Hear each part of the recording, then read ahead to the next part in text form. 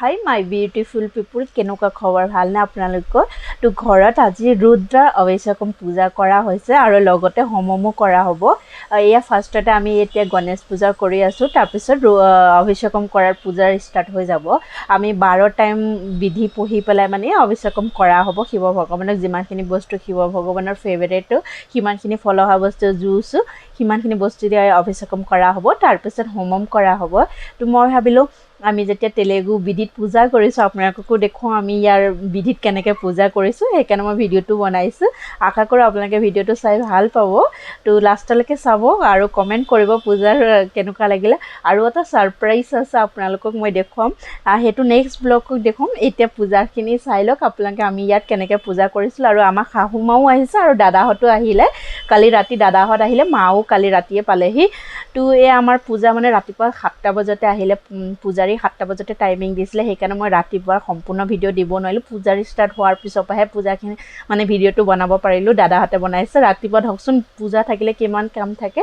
মই 4টা বজাতে ঘৰৰ কাম কৰিবলগীয়া, উঠি মানে পূজাৰ বিধি চব ষ্টাৰ্ট কৰিবলগীয়া হয়, সেইকাৰণে মই ৰাতিপুৱাৰ পৰা ব্লগ নবনালোঁ, এই পূজাৰ পৰা বনাইছোঁ। আশা কৰোঁ আপোনালোকে ব্লগটো চাই ভাল পাব। তো আপোনালোকে চাওক কেনেকুৱা লাগিছে, কমেণ্ট কৰিব। ষ্টাৰ্ট কৰে এতিয়া গণেশ পূজা হোৱাৰ পিছত আমি অভিষেকম ষ্টাৰ্ট কৰিম। মানে বহুত দিনৰ পৰা ভাবি আছিলোঁ ঘৰত পূজা কৰাম বুলি, কিন্তু সময় হোৱাগৈ নাছিলে, সেইকাৰণে কৰিব পৰা নাছিলোঁ।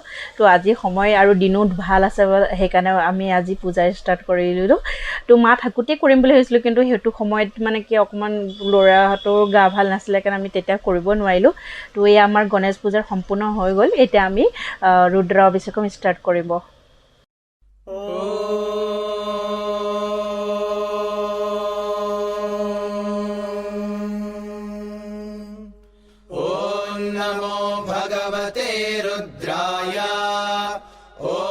नमस्ते रुद्रमन्यव उतोत इषवे नमः। नमस्ते अस्तु धन्वने बाहुभ्यामुत ते नमः। यात इषुः शिवतमा शिवम् बभूव ते धनुः। शिवा शरव्याया तवतया नो रुद्रमृडया। या ते रुद्रशिवा तनूरघोरा पापकाशिनी। तया नस्तनुवाशन्तमया गिरिशन्ताभिचाकशीः।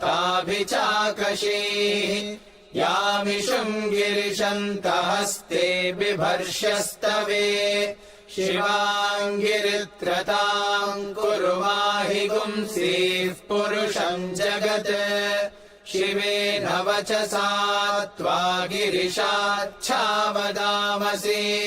यथा नः सर्वमिज्जगदयक्ष्मगुम् सुमना असत्।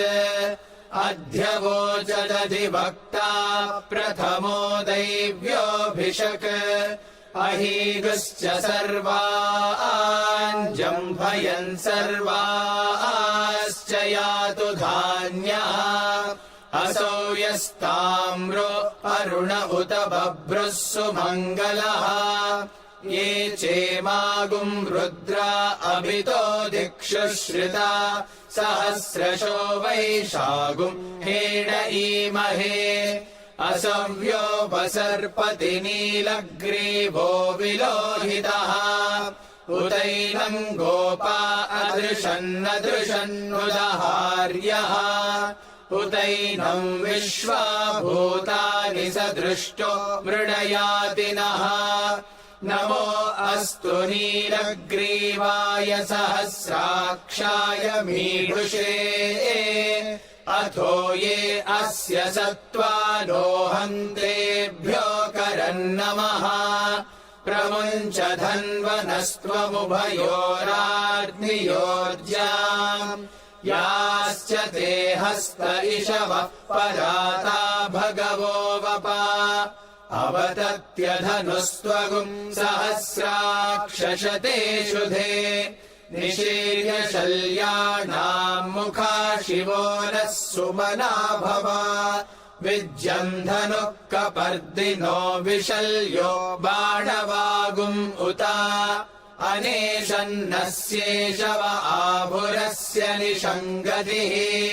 या देहेतिर्मीढुष्टमहस्ते बभूव ते धनुः तयास्मान् विश्वतस्त्वमयक्ष्मया परिभुजा नमस्ते अस्त्वायुधाय नादताय धृष्णवे उभाभ्यामुत ते नमो बाहुभ्याम् तव धन्वने परिते धन्वनो हेतिरस्मान् वृणक्तु विश्वतः अथो य इषुधिस्तवारे अस्मन्निधेहितम् नमस्ते अस्तु भगवन् विश्वेश्वराय महादेवाय त्र्यम्बकाय त्रिपुरान्तकाय त्रिकाग्निकालाय कालाग्निरुद्राय नीलकण्ठाय मृत्युञ्जयाय सर्वेश्वराय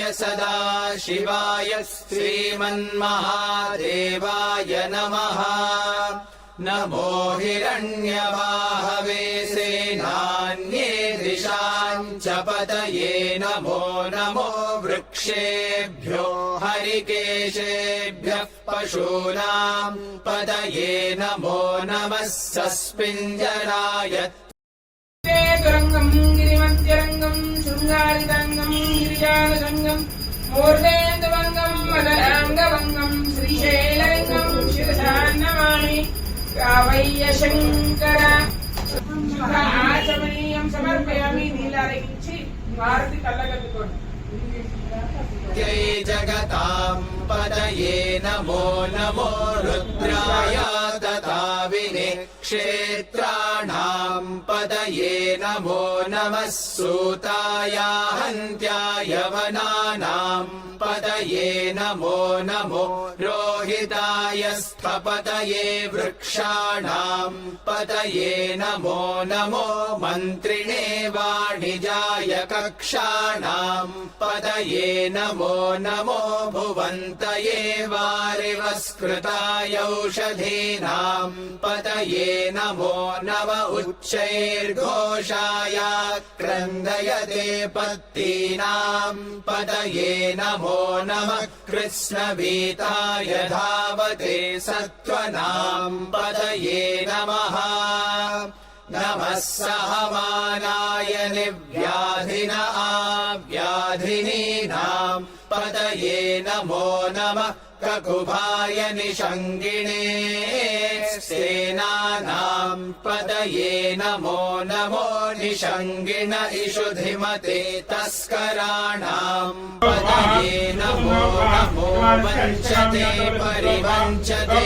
स्नायूनाम् पतये नमो नमो निचेरवे परिचरायारण्यानाम् पतये नमो नमः श्रिकाविभ्यो जिघागुंसद्भ्यो मुष्णताम् पतये नमो नमोऽसिमद्भ्यो नक्तञ्चरद्भ्यः प्रकृन्तानाम् पतये नमो नम उष्णीषिणे गिरिचराय कुलुञ्चानाम् पतये नमो नम इषुमद्भ्यो धन्वाविभ्यश्च शतकुत्वस्ते नमः आसहस्रकुत्वस्ते नमः अपरमितिकुत्वस्ते नमः नमस्ते अस्तु मामायुंसीः नमस्ते गार्हवत्याय नमस्ते दक्षिणाग्निये नमस्ते आहनीयाय महावेद्यै नमो नमः काण्डद्वयोपाध्याय कर्मब्रह्मस्वरूपिणे स्वर्गात्मस्वरूपाय विघ्नेशाय नमो नमः।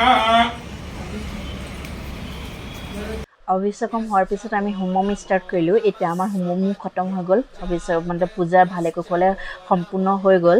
তো মোৰ ভিডিঅ'টো ইয়াতে মই সমাপ্ত কৰিছোঁ, কাৰণ ইয়াৰ পিছত আৰু বহুত কাম আছে আৰু মই বেছি মোবাইলত লাগি থাকিবলৈ সময় নাইকিয়া, কাৰণ ঘৰত অকলে আছোঁ, মায়েও ইমান কৰিব নোৱাৰে। সেইকাৰণে ইয়াতে ব্লগটো সমাপ্ত কৰিছোঁ। আশা কৰোঁ আপোনালোকে ভিডিঅ'টো চাই বহুত ভাল পালে। যদি ভাল পাইছে কমেণ্ট কৰিব আমাৰ পূজা বিধিখিনি কেনেকুৱা লাগিলে, আৰু সকলোৱে আশীৰ্বাদ কৰিব আমাৰ ঘৰৰ সকলোৱে ভালে কুশলে থাকক। তো এনেকৈ লগ পাম নেক্সট এটা ভিডিঅ'ত। পাৰিলে লাইক আৰু ছাবস্ক্ৰাইব কৰি দিব।